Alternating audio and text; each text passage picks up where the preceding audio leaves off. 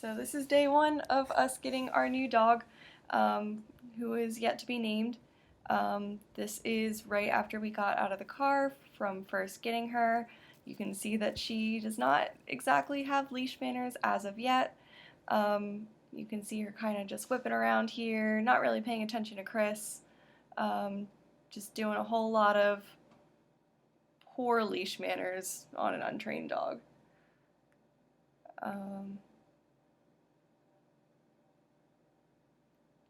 You can see her just kind of pulling everywhere. She's really prey driven. She pulls towards squirrels and people and just about everything she wants to see. She's definitely a tree climber and wants to try and get to squirrels up there. And she's gonna need a lot of leash manners work, basically. Yeah. So, it's okay if she pickles around. Yeah, right here we're not really trying to do a lot of training with her. We're just kind of getting a feel for her and what training she will need. So there's not a lot of active training going on the first day, at least not within the first few hours that we're having her. But here was probably about, I don't know, 30 minutes after we got her, and you can kind of see Chris starting to teach her some pressure and release with our slip lead here. We're not using any crazy special tools. This is just a regular slip lead to teach her pressure and release. You can see she's not really paying attention. But towards the end of this short clip, you do see she does catch on, and she starts learning some pressure and release.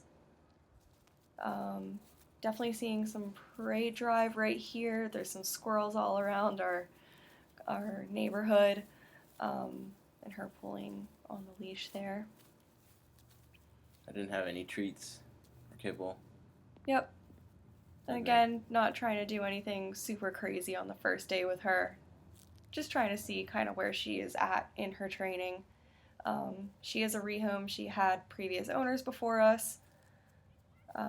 This is the first time she walked into our apartment, which is why it's so poorly filmed. Nothing really crazy going on here. She just comes in, and the first thing we did was put her into the kennel. You can see both of our other dogs are in their kennel. But yep, the first thing we did, just put her right into her kennel and basically have her settle in. So, Chris, what are you doing here? Teaching some crate manners. Yes, I am shutting the door on her face. No, it's not abuse. It's just teaching her that there are boundaries that need to be respected. I mean, it's kind of like the same concept of like the dog. You don't want your dog to just randomly dart out the front door because they can get hit by a car. So you're kind of basically softly teaching them, hey, if I run out of a certain boundary, something bad might happen. So maybe I should not do that. So day one, establishing boundaries. Here is the first time we introduced her to a tug toy. You can kind of see she's a bit confused by what to do with it. So we backed it up a little bit and used the ball on a string instead. She seemed a little bit more familiar with every dog knows what a ball is. Every dog loves a ball. She's really, really interested in toys, but we were told she's not very toy driven. We just don't think she was given the right toys. So we were introducing her to some toys on the first day to see how she did with them. And pretty pleased with how she liked the little ball on a string. Definitely had a lot of fun with that one.